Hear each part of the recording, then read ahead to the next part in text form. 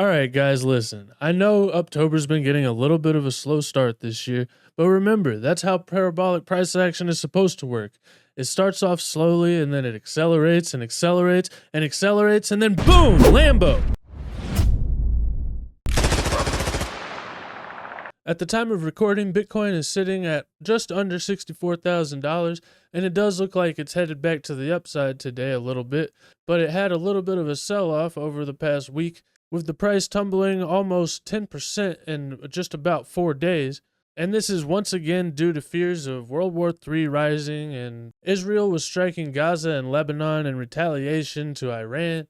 But like I've said in the past, even if it is World War III, what does it really matter? If the world ends, it doesn't really matter if you get rich or if you sold your Bitcoin or anything like that, because we're all going to die anyway. But if it's not World War III, or even if it is World War III and we continue to survive, well, Bitcoin is the future, and I think that it's going to continue to do well, meaning that any kind of a panic sell due to rising geopolitical tensions is just a great opportunity to scoop up some more bags on the cheap. Now it looks like maybe the tensions have reached a little bit of a peak, with it being past their October 7th anniversary, you know what I'm talking about. And so unless Iran or somebody else retaliates against Israel for their attacks, which honestly might actually happen, then it looks like maybe this thing is starting to see a little bit of a short-term peak at least, and maybe things can start to simmer down as attention shifts back away from the war, back onto the U.S. elections. Other than these geopolitical tensions, it looks like there's mostly nothing but great news for Bitcoin and cryptocurrency technology, with Bitcoin Amsterdam 2024 coming up in just a couple of days, and we could be seeing some big people talking at this convention and maybe even saying some things that could break us out of this price action that we've been stuck in for the past several months.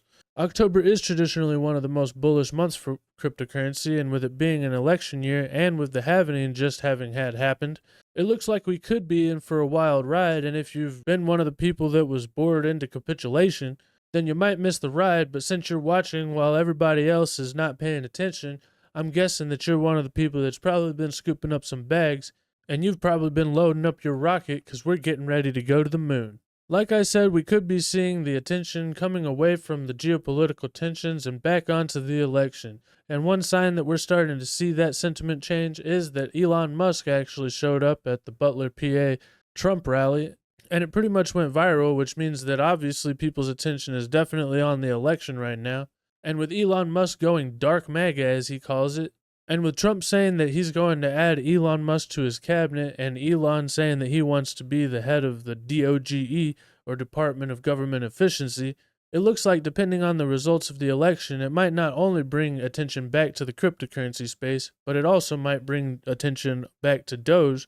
And with nobody paying attention to Doge right now, it could be the under Doge, and it could even outperform many of the other meme coins whenever altcoin season returns and meme coins go parabolic.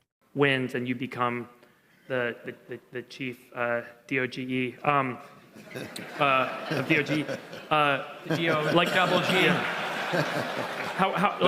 Yeah, and I think the challenge is how quickly can we go in? How quickly can things change? And without I want that on my business card. Yeah. Regardless of how you feel about Dogecoin, Elon Musk being added to Trump's cabinet and being the head of maybe the DOGE is going to obviously be very bullish for the whole crypto space, especially since Donald Trump has been so pro-crypto, and with him putting a pro-crypto cabinet together, they might actually be able to take on Elizabeth Warren's anti-crypto army, and it could definitely be a boon for the industry after the election happens. But like the top DOGE Elon Musk says, this is a must-win election, and if Donald Trump doesn't win, then it might be the very last election. So make sure you get out and vote, because a failure to vote or a vote against Donald Trump is a vote against your own wallet. In other Dogecoin news, it looks like Mark Cuban has recently said that Dogecoin and Shiba Inu meme coins are rug pulls in the works. Mark Cuban used to be pro-Dogecoin, and he was even accepting it for Mavericks tickets.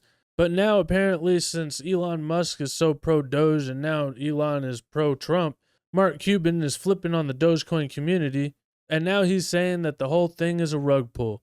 Somebody should sue the hell out of this guy, honestly, because he was pushing Dogecoin for so long, and now just because of some political beliefs he's trying to flip on us? Who the hell does this guy think he is? He's becoming super irrelevant and he just wants to be like Elon Musk. And really, this jealousy is just ugly as hell on this guy. The Dogecoin community was so supportive of Mark Cuban, and for him to do this to us is just really messed up. And not only this, but recently he was also saying that he wants Gary Gensler's job, and if Mark Cuban was the head of the SEC, then I'm sure he would be working against us, especially in the Dogecoin community. So let's just hope that Mark Cuban continues to drift off into irrelevancy, because none of us in the crypto community really needed him in the first place, and now it seems like he's just an enemy. Finally, we got one more piece of potential FUD that people might just be waiting till it's out of the way. According to this article on Cointelegraph, now people are starting to think that Len Sassaman is actually Satoshi Nakamoto, and it's going to be revealed in an HBO documentary that I think comes out tomorrow.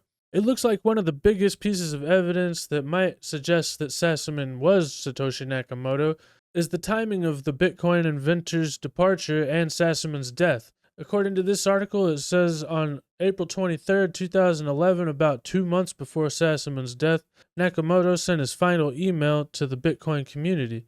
The pseudonymous Bitcoin inventor said that he had a few things on his mind and had moved on to other things. After the email, Nakamoto disappeared without any further explanation. If I'm not mistaken, Hal Finney also died not too long after Satoshi Nakamoto disappeared. And in my opinion, it's probably Hal Finney, and maybe we can go over all of the evidence one day, but that's definitely out of the scope of this video. I'm not sure if it is Len Sassaman, but one thing's for sure, Len Sassaman is definitely dead, so he can neither confirm or deny these speculations. And even if it was revealed that it was Len Sassaman, I don't think that really changes anything for the Bitcoin community. I think those wallets are still locked up. And either way, it doesn't look like Satoshi Nakamoto is going to be making a comeback.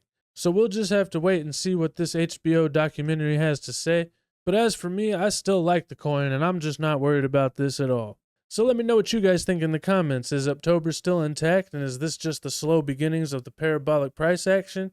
Either way, thank you guys so much for watching, and don't forget to hit that like and subscribe button if it brought you value. But most importantly, don't forget to do only good every day, and I'll see you guys next time. Bye.